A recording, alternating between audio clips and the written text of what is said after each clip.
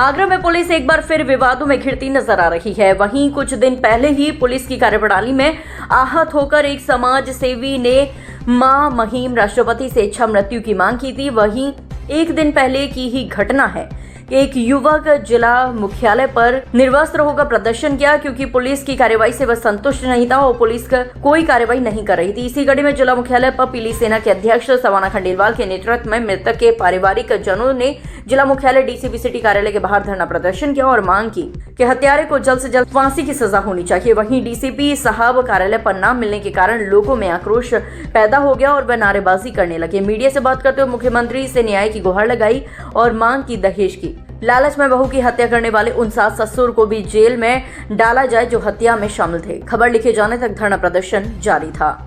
आज हमने मानसी राठौर को लेकर यहाँ प्रदर्शन किया है क्योंकि एक तारीख की घटना है। मानसी राठौर को घर में ससुराल जनों की मार दी, उसकी हत्या की है। उसका उन्होंने कहा कि फांसी लगाकर वो मर गई, जबकि उसके यहाँ गले या दबाने का सीधा सीधा निशान है। पुलिस ने सिर्फ बहुत आसानी से उसके हस्बैंड को, प्रिंस को अरेस्ट किया। वहाँ थाने में बिठाकर उनको बटर नान और ये सब खिलाया जा रहा था। जिस हत्यारे की मार पड़नी चाहिए उसको खातिरदारी हो रही थी, उसके बावजूद उसकी बहन अभी तक इन लोगों को फोन पे गालियां दे रही है, धमकी दे रही है संजना कि मेरे भाई का तुम कुछ बिगाड़ नहीं सकते। उसके माँ बाप अभी तक पुलिस ने किसी को अरेस्ट नहीं किया है। पुलिस काम करने को तैयार नहीं है। हम वही चीज लेकर आए, 3 महीने की शादीशुदा लड़की क्यों आत्महत्या करेगी?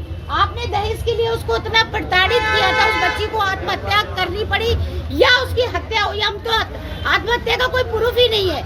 ये सब पुलिस ने सारे सबूत वहाँ से हटा दिए गए। हमारी मांग है कि उसको फांसी की सजा होनी चाहिए, उसके परिवारों को अरेस्ट करना चाहिए, नहीं तो हम इसी तरह से धरने पर बैठे रहेंगे। सीसीटीवी वायरल हुआ, सीसीटीवी में मारते हुए दिखाया है, वो जान बचा के घर से निकल के भाग रही है और प्रिंस उसके बाल पकड़ के मुंह बंद करके खींच के घर पर लेके आया है।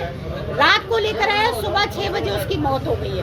कोई जांच का विषय नहीं हो रहा, कुछ नहीं हो रहा। डीसीपी साहब इससे पहले भी मैं आई थी एक बच्चे की मौत के उसका लेके, तब भी डीसीपी साहब नहीं थे और आज भी नहीं है। कोई बात नहीं, हम बैठे रहेंगे, वेट करेंगे। जी सर, आज एक तारीख को मेरी भतीजी का निर्मम हत्या की गई थी और जब से आज तक उसको कोई इंसाफ नहीं मिल रहा है। पुलिस की कार्रवाई है जो कहीं ना कहीं ढीली दिख रही है, उसमें लापरवाही दिख रही है। इस संदर्भ में आज हम लोग यहाँ कलेक्टर पर डीएम साहब को ज्ञापन देने आए हैं और उसके लिए हम लोग सारे इकट्ठे हुए हैं। सारा परिवार, मानसिक का परिवार इकट्ठा हुआ है। बेटे को इंसाफ के लिए हम लोग यहाँ पर आए हैं। बेटे को अभी न्याय नहीं मिला, उसके सास ससुर फरार रहे हैं और जो लड़के की बहन है बोला कि वो रोज धमकियां दे रही है, रोज धमकियां दे रही है हमारे परिवार को। लड़की की भाभी को उतनी धमकियां रोज दे रही है, इस तरीके से धमकियां दे रही है। और हमने पुलिस प्रशासन में कल जाकर इसकी शिकायत भी की थी, तो अभी तक प्रशासन ने उसका ऊपर कोई कार्रवाई नहीं की है, ना ही उसको अरेस्ट किया है लड़के की बहन को। और इस तरीके अब अभी भी हम लोग यहाँ कलेक्टर परिसर के अंदर मौजूद है, अभी भी उसके कॉल आ रहे हैं धमकियों के लिए, बहू को धमकियां दे रही है वो मानने को। और हम लोग जा रहे हैं, पुलिस कहाँ से हो रहा है, ये कानून कहाँ से हो रहा है, क्या हो गया है इन लोगों को? कितनी मोटी रकम मिल गई लोगों को, जिनके मुंह बंद हो गए लोगों के।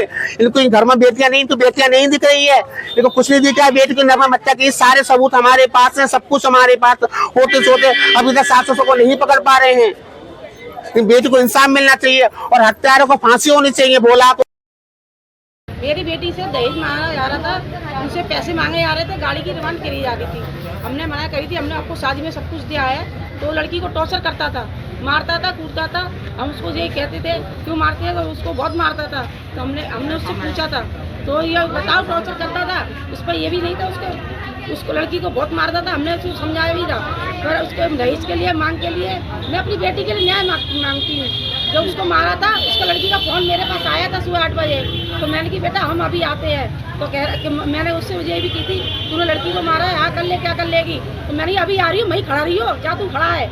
जब तक मैं वहाँ पे पहुँची थी, तो अब जिस तरह शादी कराई थी वो मेरे से पहले पहुँच गए थे। तो उन्होंने बात की तो उनको भी गाली देने लगा था,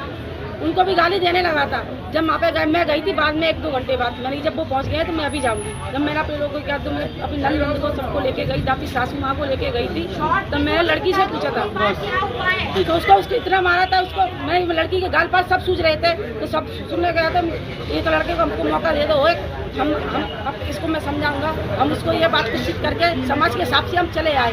हमको सिर्फ 1 घंटा नहीं हुआ था, हम घर पे बैठे थे तो उनका तब भी फोन हमारे पास नहीं आया था।